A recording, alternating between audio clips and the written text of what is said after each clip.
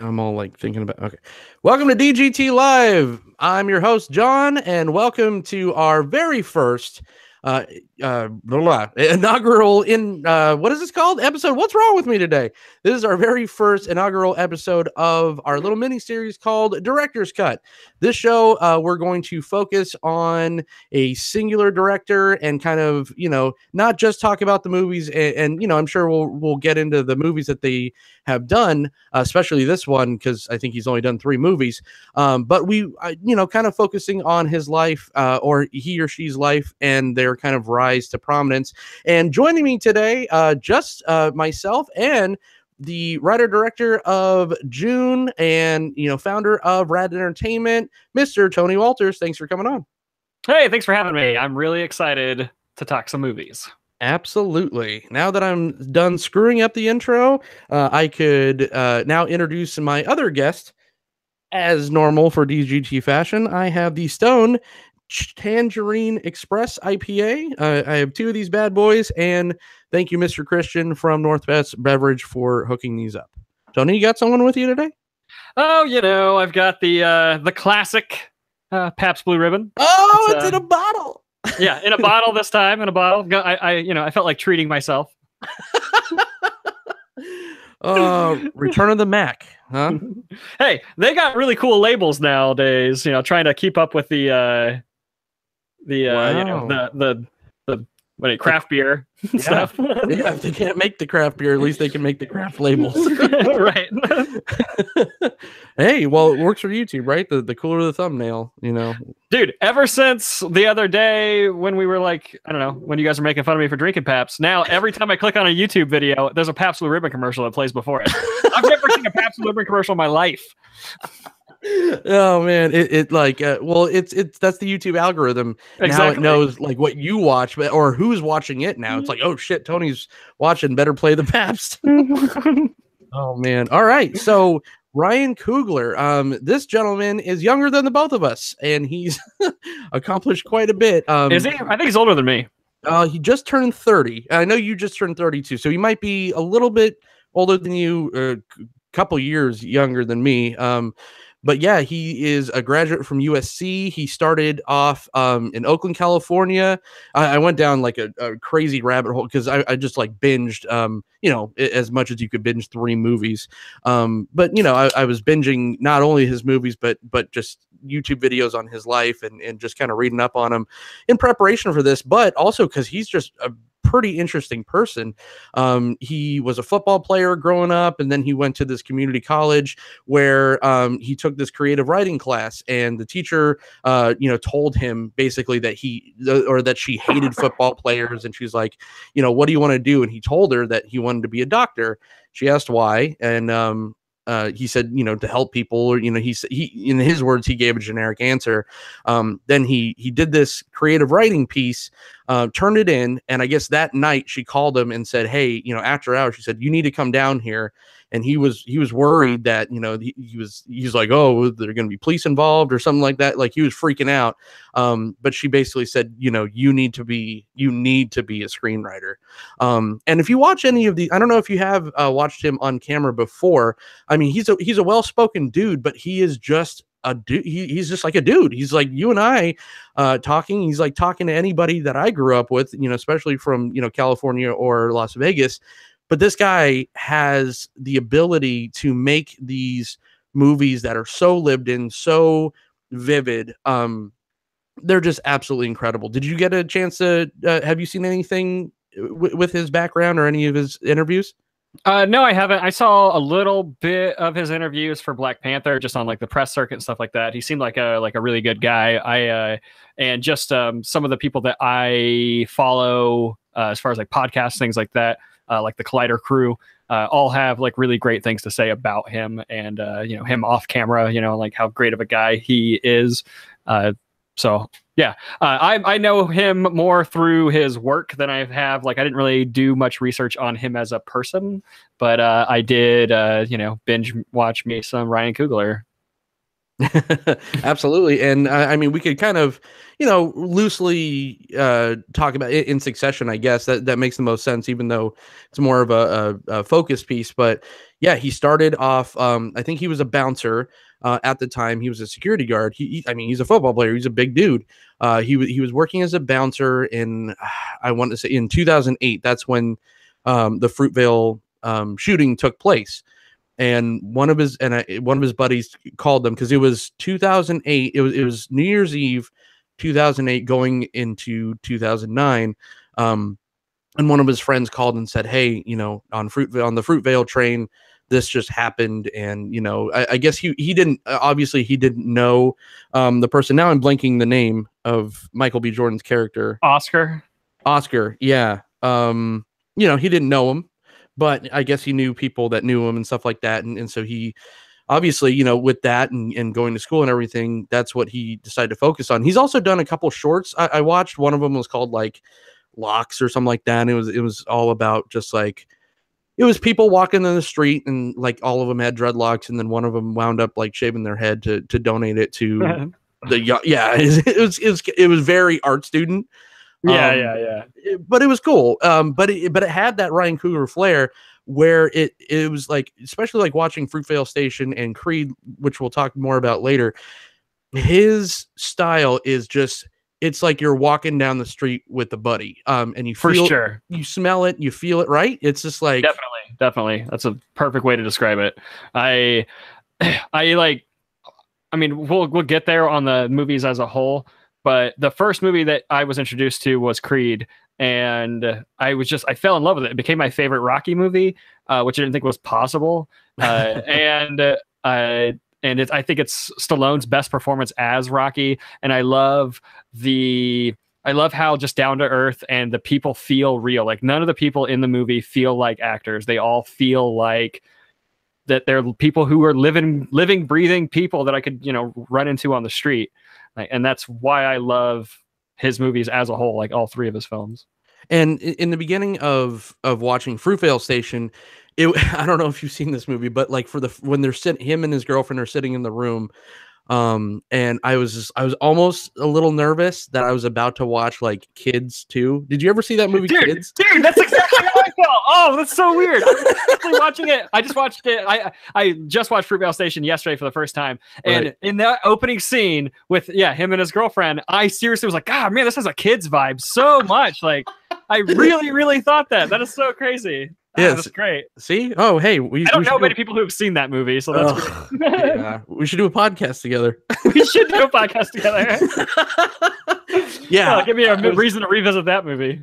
Oh no, I used to. The weird thing, I used to watch that movie a lot when I was in my adolescence. I watched that movie a lot. Mm-hmm.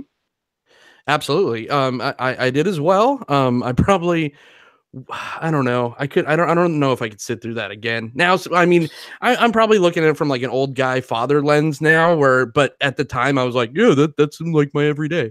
Right. Not getting AIDS and giving AIDS. Yeah, not to switch this off to a kids topic, but that's kind of how I felt too. I just felt like I related to like these kids, like, and like their day to day, and like just being young, thinking you're cool, and like, just trying to hook up with some girl and all this stuff. Like, I mean, I don't know. I felt like I related to it, despite the fact that I didn't get laid until I was like 18. I was after high school. Little nice insight to my life there. Hey, me too, man. So don't worry about it. I think it was like the last one in my group. Talking about movies on the internet. Right? Oh man, this is digressed into something different. I thought the Q&A show was coming at 500 subs. I guess it came a little early. But yeah, that tight shot, like it was literally him and his girlfriend. It was that real tight shot in the little cubby hole, on his bed, and he's sitting there smoking, and I'm just like, okay, this is first movie. I don't know if I'm in the mood to watch Kids again right now, but I guess it's happening. But it just goes through the a day in the life, and it had it reminded me also of like The Wrestler, just those over the shoulder, or actually Creed had more over the shoulder shots where you're walking down the street. This one had more like profile shots where he's sitting in the car, he's driving around, and it's just like the camera's just really focused on the side of his face.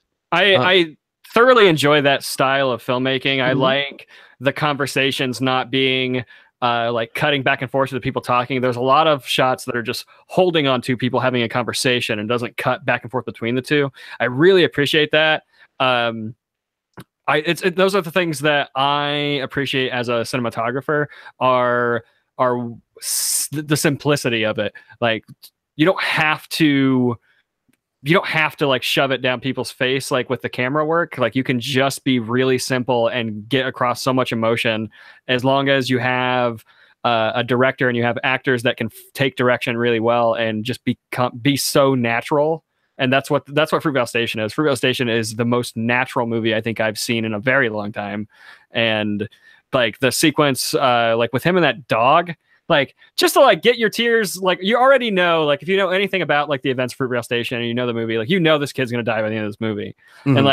And like he's trying to turn his life around, he's doing all these things, but the guy, he's kind of a prick. Like he can be kind of a prick. Like he's not 100% like the greatest guy in the world, but he's trying to turn his life around. And it's like, you know, I think everybody can relate to that to a point. Like everybody's had a bad day, everybody's done shit they regret, everybody's trying to make it, everybody's doing this. And it's like to just get all this emotion in a guy who's just driving around, barely having a lot of dialogue in the beginning, but for some reason you can connect with this guy off the bat. And then that fucking dog dies. And it's just like, you're just like, God damn it, already just poking, you know, just like poking the heartstrings, like already in this movie. And that was such an intimate moment too, because you know, yeah, man, it looked like a street that scene looked like it was on the street in Vegas. I know it was in Oakland, but just the intimacy of it looked like like the cameraman was just a POV character. We were just walking around, and it almost has that kind of, you know, walking vibe to it. And then when the dog is on the floor, the cameraman, you know, literally walks up and then kind of kneels down with him. Yeah. So you are there. You're like Oscar's like guardian angel or whatever. You're right. This person that's following him around. And it's such a heartbreaking scene because, you know, and you're right, he is not the nicest person. And of course, this was movied up. The story was definitely. It was injected with a plot line because it's a movie, and you know, or else we'd be watching kids. Right. But it was you know, it showed him. It showed a struggle. It showed an arc. It showed his girlfriend. He's a father. He's doing all this, but he is selling drugs. But then he decides not to. But then he goes to his job in the grocery store. He's helping that customer out. But then he goes way crazy on his former boss. So and right. then the prison scene as well. So it's just like he's not this complete asshole, but he has this crazy ass temper. Yeah, and it's like it's something that I think that people can relate to, but a lot of people, you know, can kind of keep that in check. And it's, you know, he comes off as a good guy, and then like when he gets in that argument with his boss, like that's the first like real moment where you're like, oh shit, like you know, this he's troubled. He's not got it all together. You know, he's working on it, but he's not got it all together. And he's got an issue with like stature. Like right when he talks to his boss, he goes back to his friend at the counter and he's like, hey, I start Monday. Like he's got like this thing with like a status that he has to, you know, appeal to, or that he thinks he needs to appeal to. You know, and then when he finally does tell his girlfriend, hey, I lost my job like 2 weeks ago, like, and you get to see him be real for a minute. Like he's always got this wall up. And I think that's something that is just very easy to relate to. He's always got this wall up. And when he brings that wall down and he just tells her the truth, and she's pissed, but then she like immediately, like he tells her, you know, that he dumped the bag in the river. And like, you know, like she immediately is like, she sees that he's upset about losing his job. He wants to be a provider. He wants to stand up, and like, everything's just kind of getting in his way. And I think her name's Melanie Diaz, playing the role of the girlfriend. Like, I think she's kind of an unsung hero of this movie as well, because they gave her quite a bit to do as far as an emotional arc goes, because, you know, she is just kind of this, like, you could tell that she cares for him, and she's very much in love with him, and of course, you know, she has her daughter, but she is just kind of like, you could tell that she's been burnt quite a bit by the facade of Oscar, and And you know, towards the end, when all the shit goes down, that's when, you know, she just completely breaks down. And I thought her performance was incredible. But still, I mean, Michael B. Jordan, it's his movie, it's his show. If he wasn't fantastic in this movie, you know, would have fallen apart. But Octavia Spencer, fucking A, she was incredible as Oscar's mom in this. I think that was an Oscar worthy performance. I don't know if she might have got nominated for it. I'm not 100% sure, but she was a producer on the show as well. But oh my God, Octavia Spencer's performance, for some reason, talk about heartstrings, she floored me during this movie. There's something about all of Ryan Coogler's. Whoop, hold on. Where'd you go? I changed the background. Sorry. Oh, cool. There's something about Ryan Coogler's, all three of his films, that I think that the one common thread that is extremely visible and very, very moving is that I think that Ryan Coogler probably had an extremely strong mother, because all three of these films have a very strong female presence and very strong female characters, and all three of the mothers represented in all three of his films are all very strong characters. Creed, the mother of Creed, doesn't get a whole lot to do, but just that opening sequence in Creed of her picking him up from juvie, like that is an extremely, like that, it takes a lot to go to pick up a kid who your significant other like cheated on you and had a child with, and like to go and raise that kid, like that takes a very strong-willed person to do something like that. And I think that's the theme, kind of like a very heavy presence in all of his films is like very strong women. And I don't know if he has sisters or what, or if he was raised like, you know, just by his mother. I have no idea, but that's the vibe I get from his films, is he might have been a single parent family raised by his mother, because just how strong all the female characters are. So the only thing that I know for sure, I'm not 100% sure on his relationship with his mother, but he actually had an extremely close relationship with his father. I know his father got sick, and that was kind of the idea of where he took the character of Rocky Balboa in Creed. But his father was like the biggest Rocky fan. But before we jump fully into Creed, and I want to get there sooner than later, but just thinking about, like, I remember watching the YouTube videos of the actual Fruitvale Station shooting incident, and I remember just like I took myself out of it after watching Fruitvale Station, and I'm just like, damn, he had to kind of recreate that, and how emotional and how much respect he paid towards that. And he cast like the perfect like asshole cop. That guy is like a dick in absolutely everything. I love that guy. And all the stuff that he pops up in, he's always great. Yeah. Smoking aces and shit. Like, yeah. He's like the ultimate creeper, and he's not even the one that winds up pulling the trigger, although he's a complete dickhead too. But just thinking about that, shooting that scene and how emotional everyone was, and again, it wouldn't have worked without the performance from Michael B. Jordan and the direction from Ryan Coogler. So now jumping into Creed, I mean, can I say one more? Something you said, like, you know, he did a great job of, like, you know, paying respect to the story and the people involved and everything, because that's good writing, because Ryan Coogler could have made this like Hollywood and could have made Oscar like 100% great guy that got shot by the cops, like, you know what I mean? Like, he could have, but he wrote it real. Like, this guy wasn't the best guy, but he didn't deserve what happened to him, that's for sure. Like, so I just look at that as being like extremely good writing. That's how you write real characters. You have to, people have flaws, and you have to express that. And I think he did a perfect job at balancing it and giving a great supporting cast around Oscar's family. Like, Oscar's family in general, when they go to his mom's house and you have that like family dinner, like that was just heartfelt, great time. And it's so sad, because the whole time you watch it, you just know that he's going to die by the end of this movie. And so every moment that he has with his family is very sad. And I love the three, sorry. Please. Yeah. I love the three, I love that the movie overall takes place over 3 different like New Year's Eves, because they cut to like him in prison as his mom's birthday, or when he's in jail, that's his mom's birthday on a New Year's Eve the year before. And then, or maybe it's just 2. Is it just 2? I didn't even tie that together, but yeah, I think you're right. I think it is too, but yeah, It's two. Yeah. because it is her birthday. Yeah, her birthday's on New Year's Eve. I Yeah. didn't think about that. Yeah. Look at But you. I watched this movie 1.5 times because I watched about 20 minutes into it and then something came up and I couldn't finish it. So then when I rewatched it, I just like started it from the beginning again because I didn't want to like break up the like pacing of the film. So I just started over from the beginning, and that's when I caught it on like that second viewing, like the date. So I was like, oh, it's just a year before. Yeah. Oh But- yeah. But Yeah. just beautiful writing from Ryan Coogler. Like I think that this guy is definitely going places, and I want to talk about after we talk about all three of his films. I'd like to maybe talk about where he might go next. Absolutely. And the key thing is he was the sole writer on this thing. And that, you know, for a feature film and that's what you turn in is incredible. It was just so stripped down, so raw.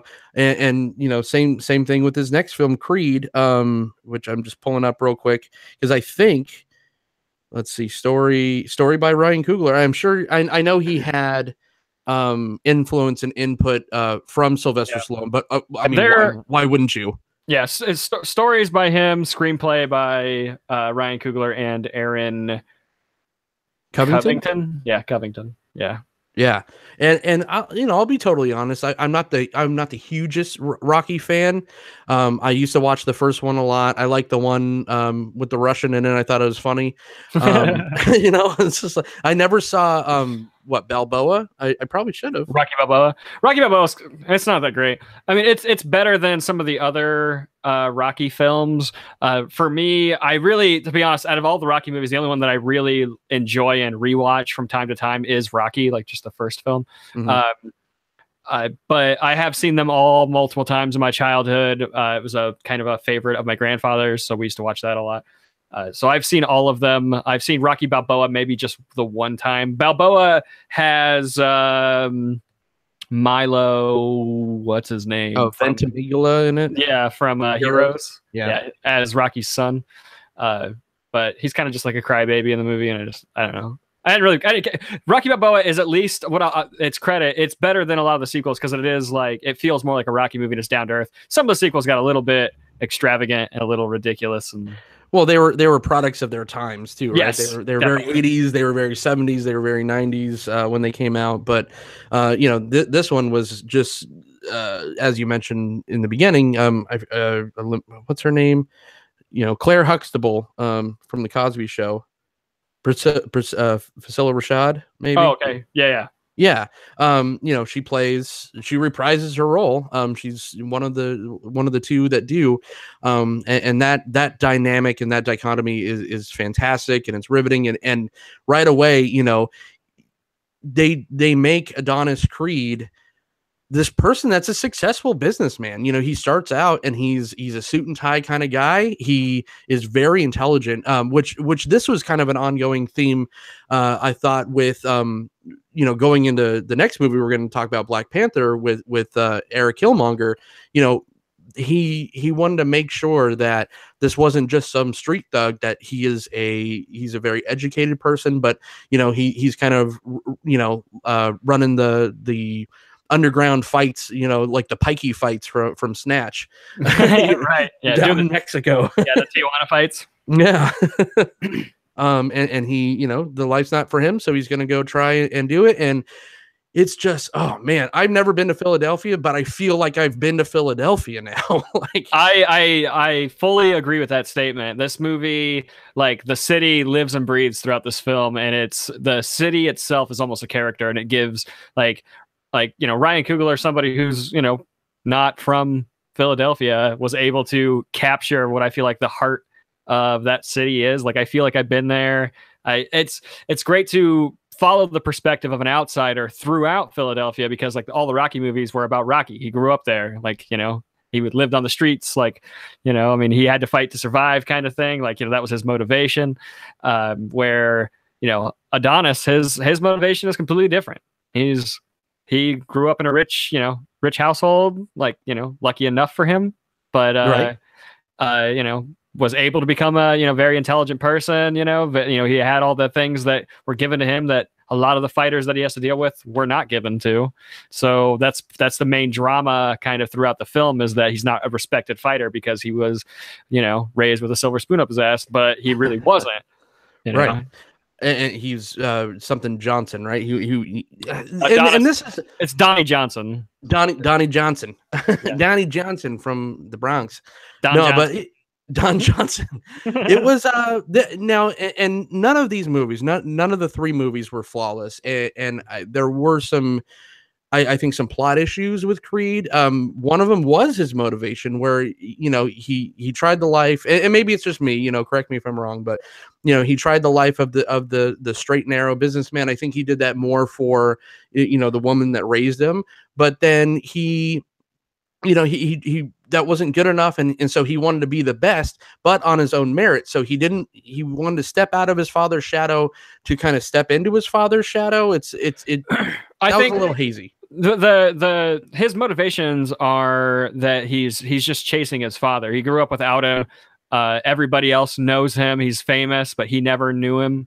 And his motivations are that of just chasing his father. And Stallone says that to him. He says, instead of stepping out, trying to step out from your father's shadow, it sounds to me like you're just chasing his shadow. And that's exactly what he's doing. And I think that for me, at least, I felt like his motivations were clear. It didn't feel to me that it was like muddled in any way. I don't, not that I can necessarily relate to like that scenario, but I could feel for his character, and I didn't ever feel like he was doing it for himself to be the best. I didn't think he was doing that. I think that he was just trying to prove his father, like make his father proud of him. Sure. Okay.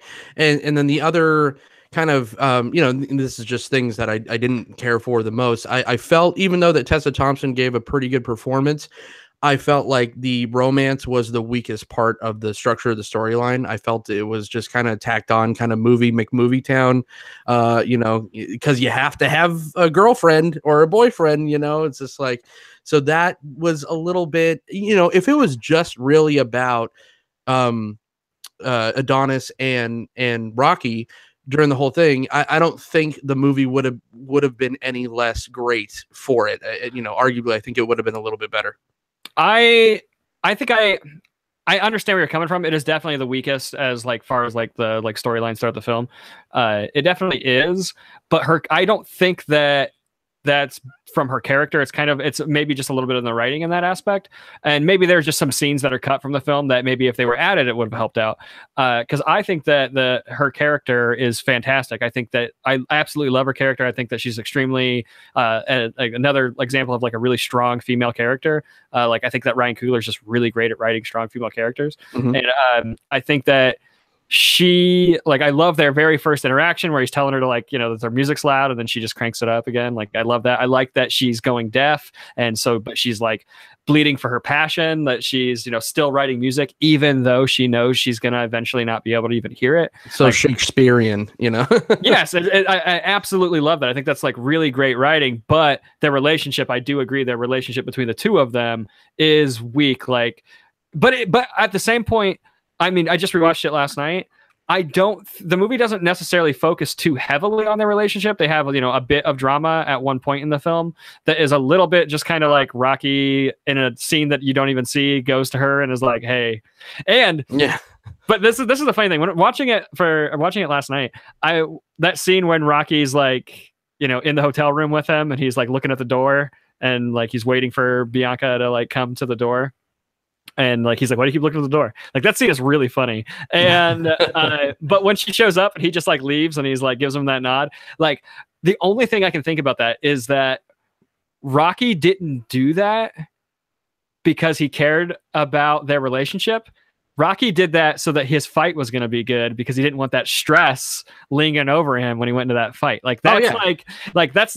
looked at that as from a coach standpoint. Absolutely. The only reason their relationship got back together in the end was because of Rocky, and Rocky only did that because he needed his head in the game and not lingering on this breakup. I 100% agree. And I mean, it wasn't complete waste. The whole club scene, that kind of showed him kind of, you know, the loose cannon part of his character come back out, and which was good. But you know, and you needed that to have those emotional moments. But oh my God, talk about I mean, Michael B. Jordan, I can't believe, but I heard a lot of people, you know, a lot of other critics and reviewers giving him crap, or is just like Sylvester Stallone was so lived in, or, you know, in this role, it's his second skin, you know, he is just so into it. He lives and breathes Rocky. And then next to that, it could be a little, you know, intimidating, because a lot of people were saying like Michael B. Jordan just came off as an actor at times. I completely disagree. I thought he did the role extremely well. I think the, you know, physical and emotional things that he, you know, put himself through to make this film as authentic as it came out was very prevalent. I'm not in the camp of saying that he was just kind of actor standing next to Rocky. But oh my God, Sylvester Stallone, you know, you mentioned this before, he gave the performance of his career. They put him through the ringer, through everything, and he was not on board at all at first with the whole, you know, Rocky getting sick angle.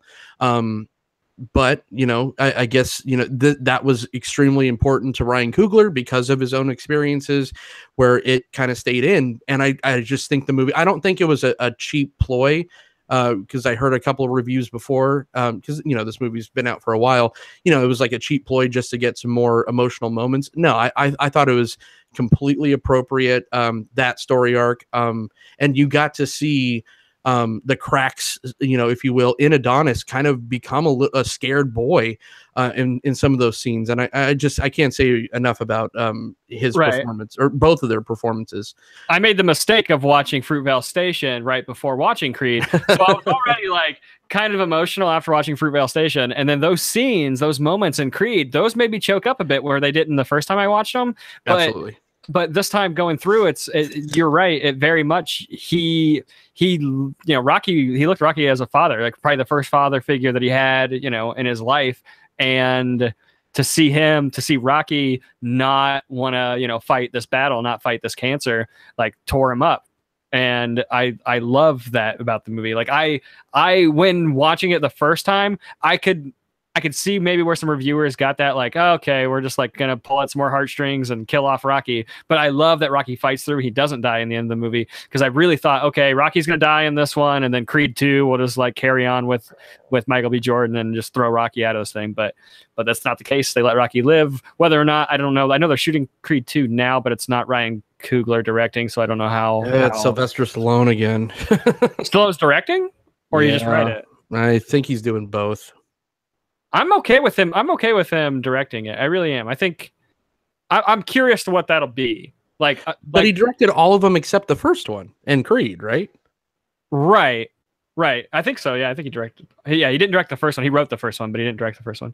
But I'm just curious because of Sylvester Stallone's age and where he's at now. I'm curious to see, and because of Creed, like because of the path that Coogler set these characters, I am curious to what Stallone will do with that. I think that I'm interested. I mean, I'm not, if it was Coogler, I'd be way more into it, like Absolutely. Way more excited, but I am curious to where Stallone will take it. I respect Stallone a lot. For some reason, but maybe it's just childhood heroes. I watched a lot of Stallone movies growing up. Demolition Man, I had that shit on repeat. Yeah, Over the Top. No, I watched a lot of Stallone movies. I think I grew up in the era of like 80s, 90s action, like Stallone, Van Damme, Schwarzenegger. Like, oh sure, you know. Last Action Hero, man, that was the jam. Yeah. But what was it? Yeah, it's just. Can we talk about the cinematography for a second? Yeah, that's exactly where I was going to go. And, you know, of course, you know, the elephant in the room is the single shot. But yeah, let's talk about. Oh, good. That's shot. I watched it last night and I just forgot how amazing it is. And then, like, a lot of those single shots, you know, they hide cuts here and there. You know, they appear as a single shot. I watched that again last night and I tried to find the cut. I was like, there's got to be a cut in this. And I tried to. Seamless. It's very seamless up until the end of the last round. There's a lot of quick pans with no actors in it across the crowd, and I was like, if there's a cut, it's there, but it's only in the last few seconds of this shot if there's a cut. But that and you mentioned earlier that it felt like The Wrestler, and that's because it's the same cinematographer from The Wrestler. Yes, yep, it's the same cameraman. Oh man, yeah, that shot, and I mean, they even try to up it at the end in the not really up it, because that was like just a single shot fight, which was just absolutely riveting. The choreography, I guess, on set, that was Sly's first day or something like that, and they just like went nuts after that fight, because I think even Tessa Thompson starts pushing and like punching Michael B. Jordan, and because I guess everyone was just like extremely excited that they nailed the shot, and he was just like playing it up like still in character because she thought the camera went off. It would, just fun little Easter egg, but. Yeah, I mean, and then at the end, during the walkout, and I used to watch every freaking like UFC fight and all that, and so that walkout, from a POV kind of shot, and obviously it was a lot easier to add the cuts in there because of the lights went out and stuff like that. Right. It was so awesome, and cinematography, his run, through the streets of Philadelphia, his kind of rocky the motorcycles. Oh, so good. So good. I didn't even realize, like, the first time I watched the movie, that scene didn't even like hit me as hard as it did last night. That scene is so good, and that's exactly what I felt. I felt like that was Rocky running up those damn stairs again. Like, that was so good. Yeah, I absolutely love that scene. Here's a weird little thing. If you take that scene and cut the cinematic music out of it, and just think about it for what it was on the street, that's pretty fucked up. You're not wrong. I was watching it with Laura, and Laura was like, because he's like shouting at Rocky up at the window, and like she's like, what is he saying? And I was just like, I don't know, he's just excited, and like I was like, if you take that music out, I bet you that is super weird. Just got these motorcycles around, this dude just hollering, like, yeah, it was like a damn Rough Rider video. Exactly. But oh man, I geeked out the first time I saw it. I didn't see it in the theater, I saw it at home, and the first time that scene was going, I literally jumped up and started doing the hands in the air. I was just like, man, that scene just got me so amped, like you would when when I cared about sports and I watched UFC fights or big football games or stuff like that. Right. This kind of movie like got me into it. I'm not even a big sports movie guy. It's the best boxing I've ever seen. Oh my god, the choreography was the all-in-one shot is awesome, but that fight at the end is awesome. Like, that fight at the end is really, really good, and it's like the most exciting boxing match. Like, I like UFC. I don't really care to watch boxing, but that boxing match at the end of this, I mean, I know it's choreographed and all this stuff, but just the way that it's shot and the way that it's put together is like riveting. It is so exciting, like far better than any of the Rocky movies. Seriously, here's my favorite Rocky movie, and I just think it's ridiculous to say that. What is this? Creed is the seventh Rocky film, and it's like 7 movies in, that's when it's like, hey, it's good again. Like, that's insane. It's like 1 and 7. The bookends are real strong. right. But yeah, and character wise, I love that they subverted expectations. They could have just made him be, Adonis Creed. I'm the shit. I'm just the whatever. I'm the best that ever was. Which he did have a little bit of that swagger and that charisma, but he was this kind of broken person, and he had a heart, and he was the one when he got the fight with I think Ricky or whatever, the guy that he fights at the end. Which I loved that weird character arc that Pretty Ricky, that he was going to prison after this, and this was just like a cash fight for him. Like I felt like it was a little over the top, but that's what felt like an old Rocky movie to me. Like, that aspect was like, this is the bad guy of the movie, because every Rocky movie has like the bad guy, except for the first one when he fights Apollo. But like every Rocky movie has like the bad guy. And whether it's like Dolph Lundgren or whatever, has like the that bad guy vibe, and that's what felt like the old Rocky movie. So I liked it because it paid homage to like the old Rocky films. Like, that's why I liked it. But as far as like the movie as a whole, like, I could take that guy's backstory out of it and really not care a whole lot. Oh, really? I liked it. I ate that up. I thought, because I thought it humanized him a little bit. Yeah, it was over the top. It was very convenient. It's just like, yeah, we'll make this fight happen. We'll be there in the States and tomorrow, and all this weird shit. But but the cool thing is the hype of it when they're hyping up like it's his last fight. That's on HBO Sports or whatever. So so it's not the movie hyping it up. You know what I mean? Like that. So the way they did it, the way they executed it was perfect. If you're going to do something like that, that's the way you do it. You turn it into the big UFC fight, the big event, the big like shit talk. Like you turn it into that because that's how you sell it in this like. If it would have been like literally like those two head to head, like they have their little like press conference, like, but like that felt like a UFC thing. Like I've seen that a million times, like it worked because it felt real, even though it was a little like the storyline was over the top, but the way they presented it felt real, I guess. Yeah. Well, I mean, fight. I used to follow, UFC and all that, and especially being in Vegas, I knew some of them and all this. And so fighters are these kind of weird creatures. They have you have to be a certain kind of person mentally to be a fighter, to be a pro football player.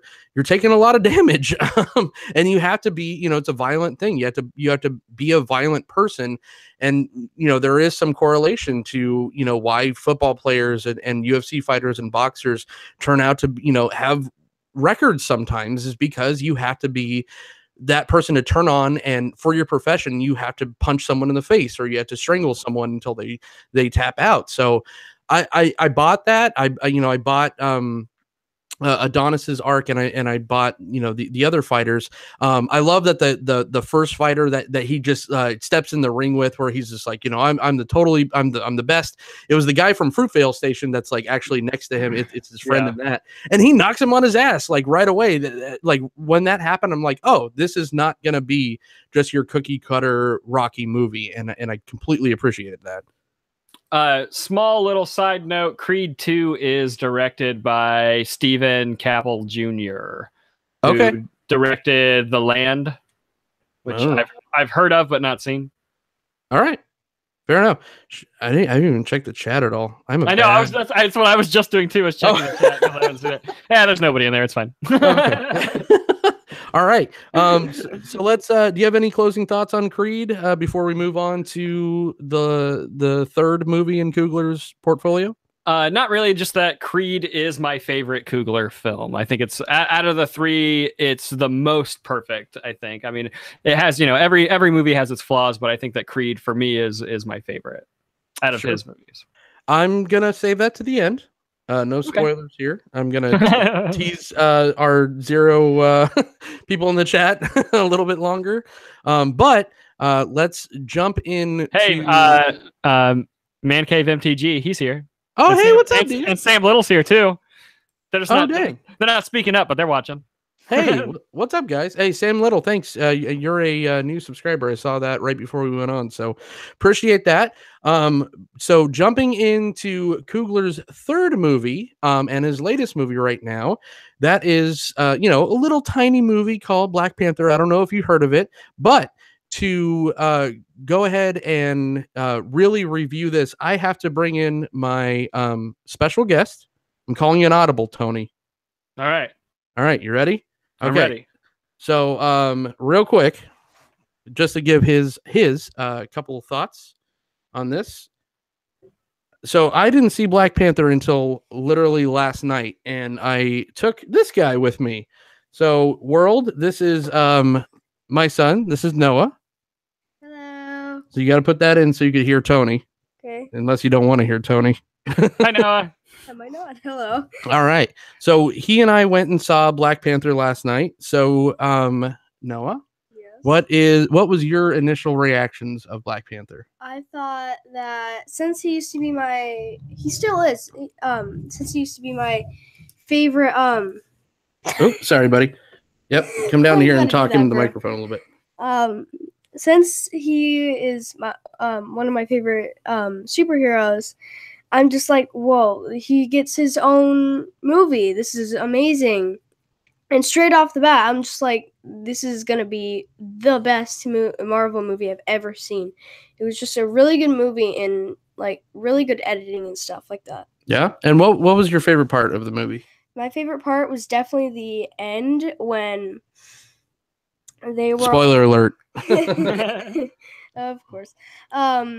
When the two Black Panthers, the original one and the other one taking over, when they were fighting, that was my absolute favorite part, when Black Panther had the idea to kill him. Yeah, absolutely. All right. Thank you, sir, for coming in and guesting. Where can everyone find you real quick? Why don't you give a shout out to what you've been working on? So for a few months, I've been working on Musical.ly, so you can go ahead and go follow me on that at Magic Advance. And I do a ton of stuff. I do magic, I do vlogs, and I do normal things that musicians would do. Actual magic tricks, not Magic the Gathering. No. Thanks for the clarification on that one. Awesome. Yeah. All right. Well, thank you. Thank you for coming in and guesting on DGT Live. Appreciate it, sir. Here you go. Here's your thing. All right. All right. Okay. So there was my special guest. Yay! All right. So yeah. Yeah, he said some, I mean, I echo a lot of stuff that he said, as far as the film goes. Oh man, Black Panther. I have so much to say about this movie. You want to give your, I mean, you reviewed it on your channel. I did review it on my channel, so you know how I feel about it. I'm very curious to how you feel about it. Because I know that I think we have a little bit of different feelings on it. As far as a Ryan Coogler movie goes, it felt like a Ryan Coogler movie for the first 15 minutes and the last 10 minutes. As far as like all the things in Oakland, it felt like I was watching one of his movies, Everything in the Apartment, with Sterling K. Brown and all that. That was really great stuff. The writing was good. I'm not going to say, the dialogue was great. It was snappy. It was funny. But it was just like the first, 40 minutes after they kind of leave Oakland and do that little intro, it kind of dragged for me. It just felt like kind of stereotypical MCU movie. I know I'm gonna get crucified on this because this is, I think, I'll crucify you. It's fine. Go ahead. Yeah, with Rotten Tomatoes, this is the best reviewed movie of all time. I think it's holding still at like a 97, 98%, whatever, with Rotten Tomatoes. Oh my God, like everyone loves it, and if you don't, then you're just well, go on here. Just throw this out there. It's a 97 from the critics, but it is a 79 from audience scores. And I personally, what did I give it? You watched my review. What did I give it? I give it like an 8. I think I gave it an 8. Yeah. You didn't say it was perfect or anything, right? No, I've got massive flaws with it, but I disagree so far with what you're saying. Go ahead. Okay. So, yeah, I mean, it was very flawed. But like I said, it wasn't from the performances. The performances were stellar across the board. I thought Andy Serkis was. I mean, it's Andy Serkis. He was so much fun in this movie. Michael B. Jordan, when he was in it, was fantastic, stole every single scene. And I liked Chadwick Boseman's character. I thought he was great. I thought he was subdued, but I think that's what he was supposed to be. He's not Tony Stark or even, Peter Parker. He's not this guy that's kind of over the top or awkward or anything. He has responsibilities. He is kind of, he's very intelligent, but he has these things to do, and he has these responsibilities. And I think that was done very well. I thought Lupita Nyong'o, riveting. I love her. I love her so much. She just is she's so much better in this than CGI'd in with the butthole eyes in Star Wars.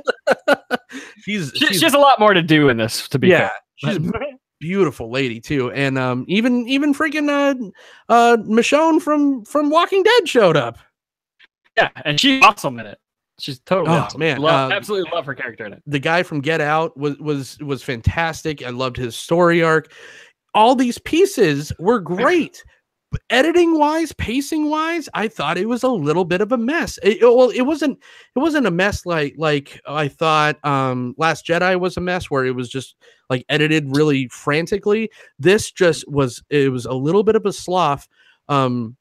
Starting out for a while, and then once the shit started happening, I loved the tribes, I loved all that, and even like the car chase scene, it was fun. It had some cool things. Wakanda, to me, I loved her. I loved the sisters layer. I thought that was so cool, even though it kind of looked like a laser tag, arena.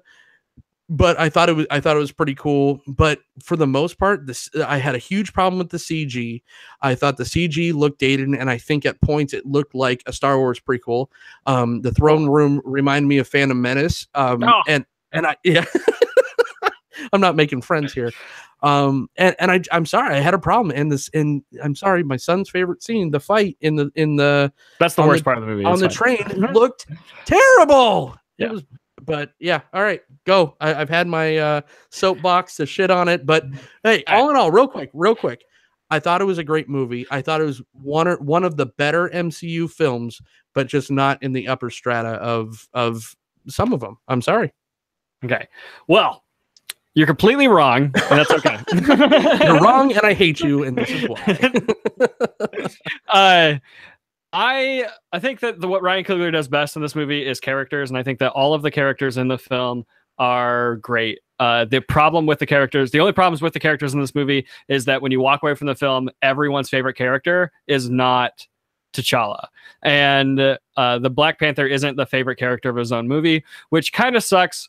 Because his character doesn't really have a lot to do in the movie. For like, he doesn't have an arc. He doesn't have a struggle. But real quick, that's almost not fair because of the Ryan Coogler works with the same people a lot, and especially with Michael B. Jordan, so he has that chemistry already with him. Yeah, but I'm just saying that it's not in the acting. It's not in the performance. Like Chadwick Boseman does a fantastic job. I love the subtleness to the Black Panther. If you've read any of the comic books, that's how T'Challa is. He's a highly intelligent person who's the king of this land, and he has to be king. He can't once doubt himself because he has to lead all these people. Like I don't blame his performance whatsoever. I think that he does an absolutely great performance. It's just in the writing. I think that the issue with his character in the movie is that he has no struggle. He has no drama.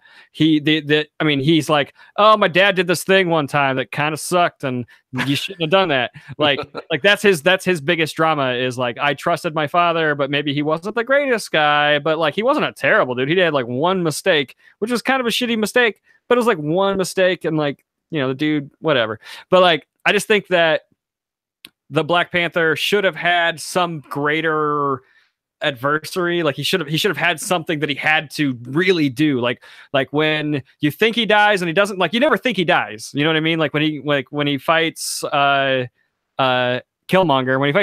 and you think he dies, like he doesn't. Like it's his damn movie. Like he doesn't die. Like right. so there's no there. Yeah, there's no stakes, and there's just not enough drama surrounding his character for his character to have any real growth in the movie. So I think that that's like the biggest issue when it comes to characters. When it comes to Wakanda itself, I think that when you said it didn't feel like a Ryan Coogler movie, only for like the first 10 minutes, like last 10 minutes or whatever, I disagree. I think that what Coogler did in Creed for Philadelphia, I think that he did that for Wakanda. I think Wakanda felt lived in. I think that I know a lot from like the comic books and things, but I was never a huge Black Panther fan. I didn't really read his line, but I knew a lot of Wakanda throughout other lines and Black Panther being involved in other stories. But I would say that I learned more about Wakanda and the world and everything through this film than I have through the comic books.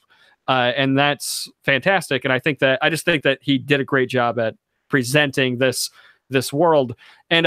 But I will fully agree with you that the CG in the movie is pretty garbage, specifically in the car chase sequence, which is a fun sequence, but it just looks terrible, but it's fun.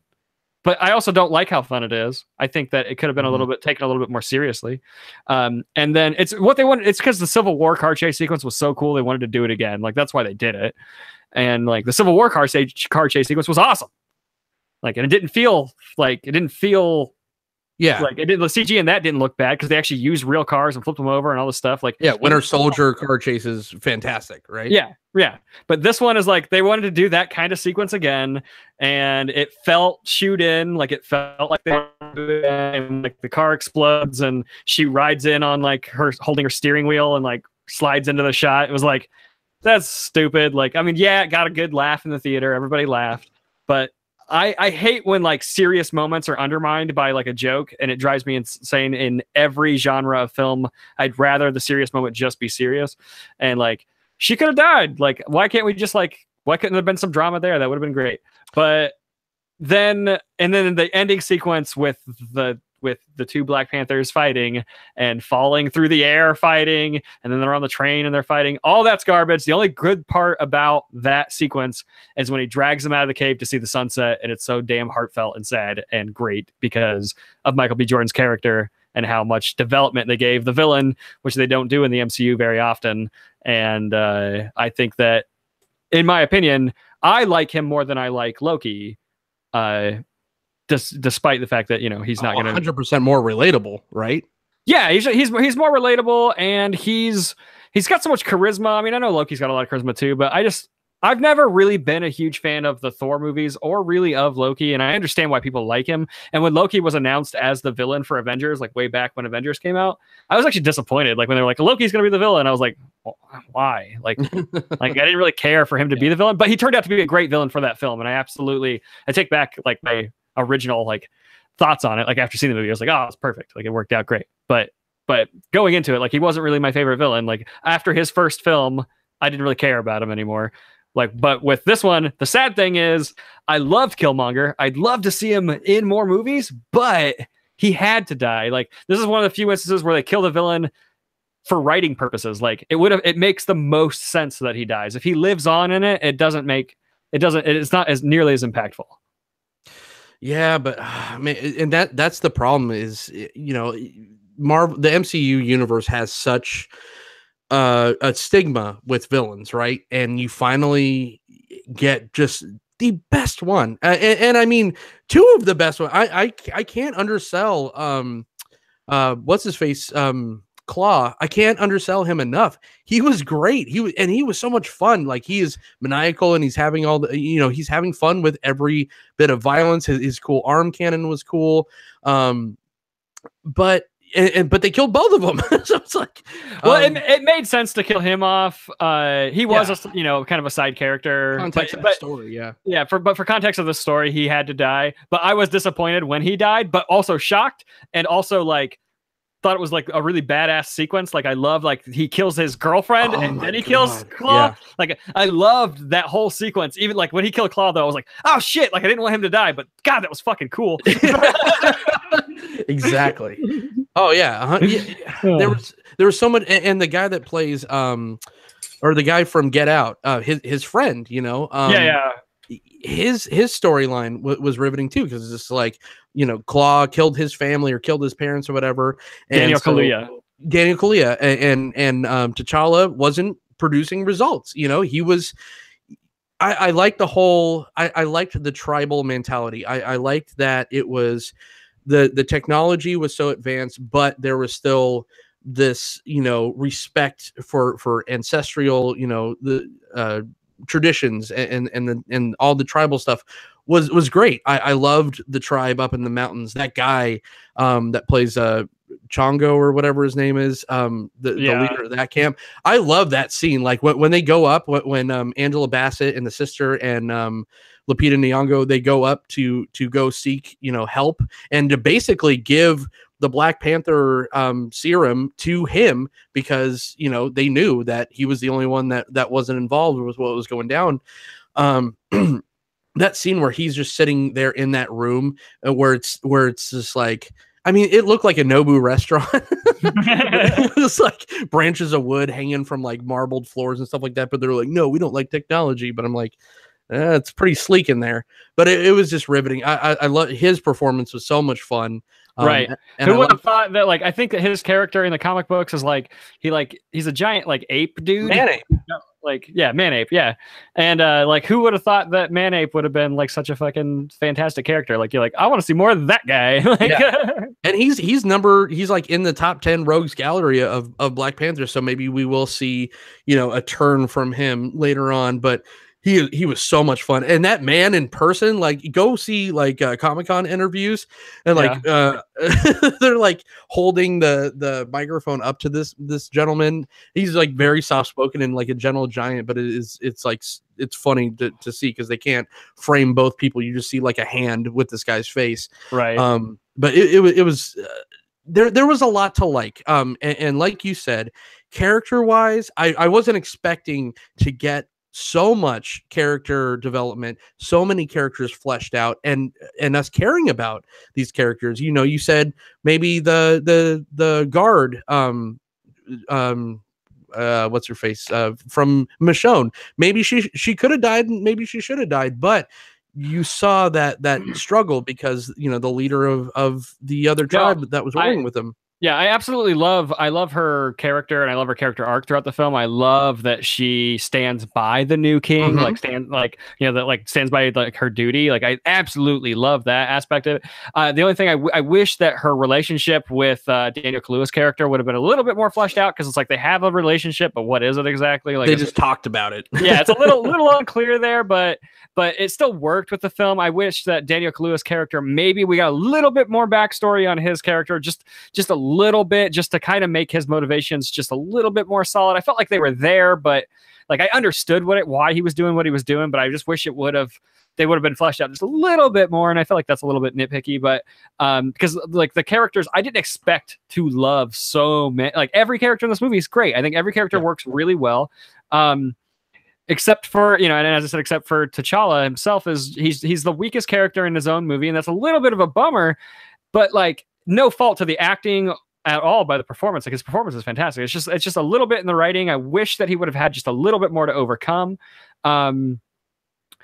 Did you get, random side note, did you get like a Lion King vibe from this movie? Absolutely. Yeah.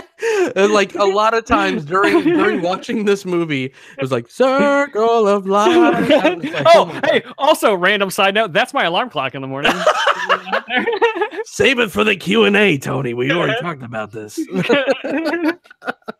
Oh my god, that's fucking hilarious. That's my alarm clock for like 6 months. I did it as a joke, and now it just like it's startling because it's like like right in the beginning, and like right at the start of the song, and every morning I'm like, ah, like that is awesome. Hey, Man Cave MTG, he's off. Have a good evening, sir. Thank you for joining us in the chat. Sam Little, thank you as well. But yeah, it is. But some of those shots though. When they're in Wakanda and they're walking around in the marketplace, which it looked like just one set because they went to it twice and it looked like the same street, but and it probably was the same South Korea set just at night, which was just weird. It just like the CG looked cheap and the sets kind of looked a little cheap, but those like establishing shots of Wakanda, I was just like, oh, this doesn't look great. And when they're doing the first ceremony, when they're picking the boat, they have his ship alone didn't look great. I disagree. I think that the reason it looks weird is because it looks like it doesn't belong. But if you placed that ship in Guardians of the Galaxy, I think it would look fine. Like just that CG and everything. You place it right next to Star-Lord's ship, I think it looks fine. Like think about Star-Lord's ship landing in like whatever that planet the Nova's on, like at the end of the first movie. Like because his ship looks like it doesn't really belong there because that world looks very earthly. So it doesn't really fit. What it comes down to really is color grading, and Marvel doesn't color grade their films to look really cinematic. They color grade their films to look natural. But then you have all these like contrasting like look at even and I agree with you to an extent, but I think I've adjusted myself to the Marvel look because I'm a cinematographer and I do color grading and things like that a lot. So I think I've just maybe adjusted myself to the look of it, because one of the things that drives me nuts the most about Iron Man nowadays is that Tony Stark never wears the costume. And in Civil War, there's that scene with Rhodey, and he's been shot and hits the ground and Iron Man's holding him and his helmet's off. It looks like garbage. Like it looked like his suit looks like it's just like pasted on because he's not actually wearing it. Neither one of them are. And whenever he has his helmet off now, his suit doesn't look right because it contrasts too much. And that's the same vibe. It's the same thing they do with all their ships and everything, is that if they would just color grade over the top of everything, it would blend everything in nicely. But Marvel has this thing about they purposefully want all of the tech to pop, which works in 3D, but not so much when you watch it in 2D. And I think that's where it lies. Because I did see Black Panther in 3D.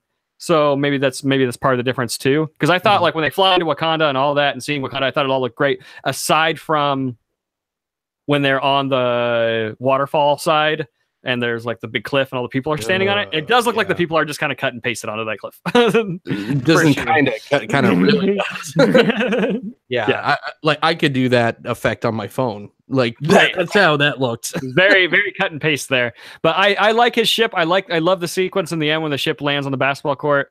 Like I think I think it looks good in that sequence. I think that when they fly into Wakanda and like the digital like force field thing lifts, I think that looks cool. I think I think that they love Guardians of the Galaxy so much that they were like, hey, can we make Thor Ragnarok look like Guardians of the Galaxy? And they were like, yeah, sure, totally, we can do that. And then they were like, can we make Wakanda look like Guardians of the Galaxy? Like, just like everybody's outfits are going to be like super bright and all these ships are going to, like pop out real weirdly like they do in that movie. See, I think the costume design in Wakanda was fantastic. I think that was extremely appropriate. But, I want to argue a little bit just with the ship because just speaking contrast wise, think about the helicarrier, right? And that looked fantastic. The helicarrier is pre Guardians. Pre-Guardians? Yeah, it is.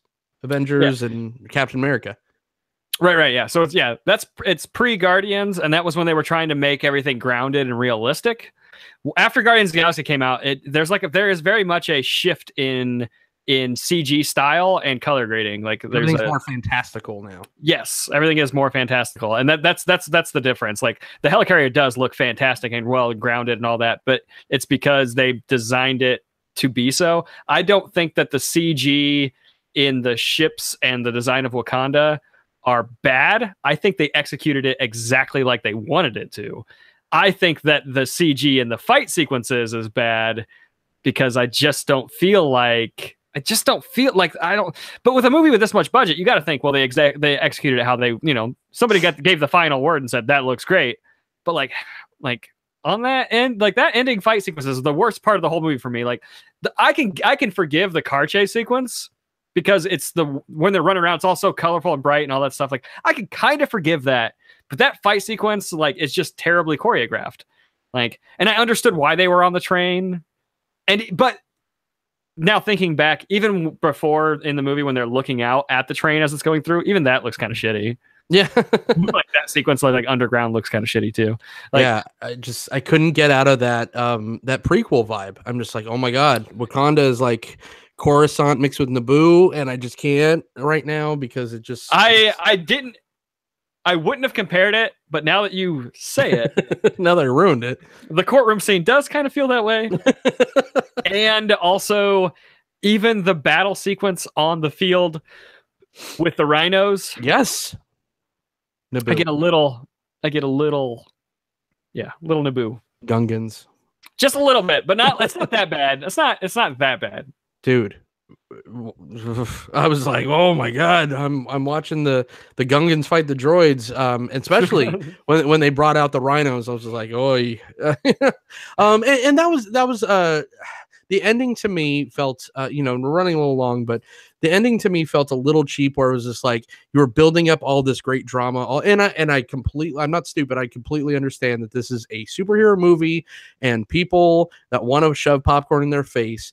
The average moviegoer wants to see a superhero movie. So you had to have car chase scene and the horrible Spider-Man 3 falling, Peter Parker fighting Venom scene with T'Challa and Killmonger. And then you had to have the war because people were there to, they paid their hard-earned money and they want to see superhero things happen in a superhero movie. I get it. I just felt that last little war scene was so kind of like cheap and kind of the easy way out with how smart and how it was building up, with all the, all the diplomatic, differences, and I completely agree that it should have come down to him, to the two of them fighting. I think he should have lived. I think it would have been, you could have had pretty much your next Loki kind of thing on one hand.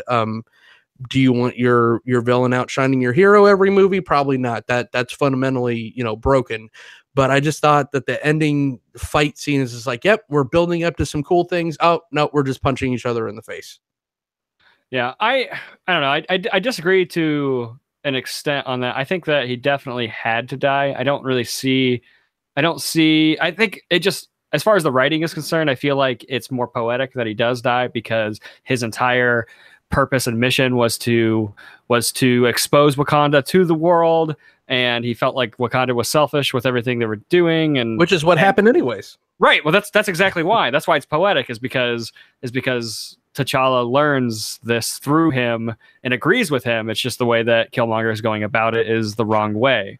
So that's why it's poetic. That's why I think he had to die. I think that as much as I would love to see him continue on, I don't really see, with the events coming up with Infinity War and everything, I don't really see a world where that matters so much anymore, like their feud, and you can't have this guy who's like constantly trying to dethrone you, like I just think that as far as the writing's concerned, I don't see a future for the character, so it's fine that he's not around. But I love that sequence when he pulls him out and he shows him the sunset, because he said that the sunset, his father told him the sunsets in Wakanda were the most beautiful sunsets in the world. And I love the fact where he's like, we could totally heal you. And he's like, no, just so you could throw me in a box. Like, what's the point? Right. I did like that. Now, so, tying it back in to being a Ryan Coogler film, did this to you feel like a Ryan Coogler film? I think when it comes to characters, it does. But this is Ryan Coogler's superhero movie.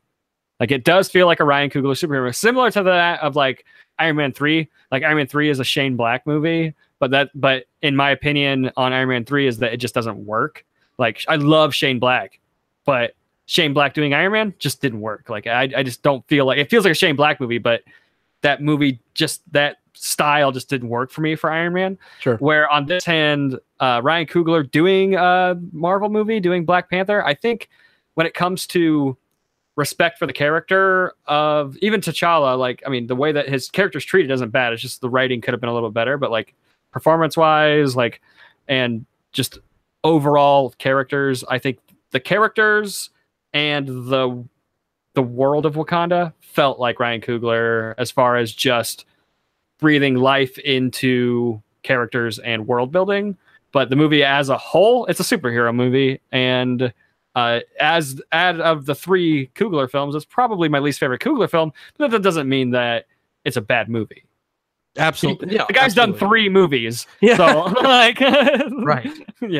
And I'd be remiss not to mention, because I don't think we mentioned at all yet, but the soundtracks and the scores. Oh, dude, it's great. Dude, all of his movies. But specifically Black Panther is all of the scores and soundtrack, like all of it is like these drums and like very African, and it's amazing. And then as soon as Killmonger takes over as Black Panther, it becomes hip hop, and it's fucking awesome. Like, the transition in music works so perfectly with like the shift in like the drama and characters. Like, it just works really, really well. And even his dialogue and demeanor, he's from Wakanda, and you saw that at the beginning. Like, the brother, was talking like he was from Oakland. He was speaking like he was from Oakland. He had that, and then when they came in, and his brother T'Challa's father comes in and kind of calls him out on stuff, then he reverts back to his Wakandan accent. Yeah, I love the contrast of Michael B. Jordan's character. Are you a fan of Supernatural? I've watched the first couple seasons. Oh, well, the guy in the opening sequence, Sterling K. Brown, he is a reoccurring character for a couple of seasons in Supernatural. Nice. He's in like everything. He's one of the main characters of This Is Us. That's a kind of a guilty pleasure, a show that I watch with the wife. Never seen it. I think he's a fantastic actor, and you bring Sterling K. Brown in there too. He does emotional so well. Like and the other guy was Forrest Whitaker's actual son. Oh, no way. Yeah. Oh, that's awesome. So did you pick up right away because you're like, hey, you made that connection, or no? I found out after watching the movie. Okay. Just, watching Collider, I found out it was. Oh, gotta love them Colliders. Yeah. Yep. Awesome. Yeah. So yeah, score Ryan Coogler, his score in all movies, especially Black Panther. But yeah, you're right. It becomes another character, becomes another main character. Similar to like a John Williams of a Star Wars or Indiana Jones movies. He has this certain style of music that kind of moves the movie along in such a way where it's very engrossing, and that's kind of the immersive qualities that this young man has in his pocket. So I mean that's Ryan Coogler, ladies and gentlemen, in a nutshell. Tony, you said you wanted to say one more thing when we were done talking about all three movies about him. I just want to discuss maybe what you want to see him do next. I think that overall, I mean, I want to see him do whatever he wants to do. Dude just made so much money, he can do whatever he wants to do. I'd like to see like some kind of more small independent film, not necessarily small, but on the Creed level of storytelling. But at the same time, I'd like to see this guy do Star Wars really bad. Yeah, that's exactly what has kind of been floating around, and what I felt too, because when I saw this. Conversely, I thought that this was his weakest film out of his three in his portfolio. However, it's still a fantastic film. It's still a good film, even though it sounded like I was shitting on it for so long. I would love to see him do a Star Wars. I think his style would do it. And I think he should, because I think at this point, I don't want to see him get pigeonholed into doing certain kind of movies. I don't, I love Spike Lee. And I think Spike Lee is a fantastic director, and he stepped out of the box, here and there when he did like Summer Sam, stuff like that. Where this guy, he's so young and he has such a bright future. I want to see him branch out and do these other films. And I think Star Wars at this point, I think he's earned it. I think I would love to see his take on it. I would love to see that kind of fresh injection into this kind of a franchise. Do you like? I mean, if we could just take like a step back, like can we just is it possible for Disney just to go, hey, that Solo movie that's coming out, like fuck that, like we're just gonna not release it. Can we just not do that? Can we instead take all the same actors and characters from this movie and then give them to Ryan Coogler and do a Lando movie instead? God. Like he's so good. Like, wouldn't that just be amazing? Like Donald Glover, like under the direction of Ryan Coogler in a Lando movie. Lando has so much more of a story to tell than Solo. Much. But Solo can be in it. He could be in it as a side character. Absolutely. Hey, yeah, let the Solo movie happen because it's already happening. Like, who cares? It's happening. I'm just saying. Yeah. I bet you even Disney themselves are like kicking themselves in the ass right now, going, "Oh man, wouldn't it have been great if we were just done a Lando movie?" Yeah, totally been amazing. 100%. And then, who in the Star Wars universe would Michael B. Jordan play? I mean, that's the real question. Right? Yeah. I mean, yeah. I'll get give me more Michael B. under Ryan Coogler. God, give me more Michael B. anyway. Like, fantastic. Fan Forstick wasn't his fault. I am a diehard Michael B. fan. I loved him in Friday Night Lights. Well, Chronicle too, but Friday Night Lights, the show. Oh, when he comes on that show is amazing anyways, but he came on like season 4 and he just stole it. He just I loved that series anyways, but when he was introduced as Vince, like the quarterback, I was just like, oh my God, this is like a whole new thing now. He is dynamic. Like, whoever said he's actor McAddington is an idiot. I think he's fantastic. I agree, but I've never seen that show. Watch it. I don't even care if you're a football. My wife hates football, and she loves Friday Night Lights, the show. It's on Netflix. I've heard good things, but so good. Clear eyes, full hearts can't lose. Anyways, that's our show tonight. So, Mr. Tony Walters, the writer director of the movie June, the founder of Rad Entertainment. You have Midwest Action Fest. correct. God, I'm good. And you're working on a million other things. You are Always. a fantastic creator, owner of comic shops. Where can everyone find you, sir?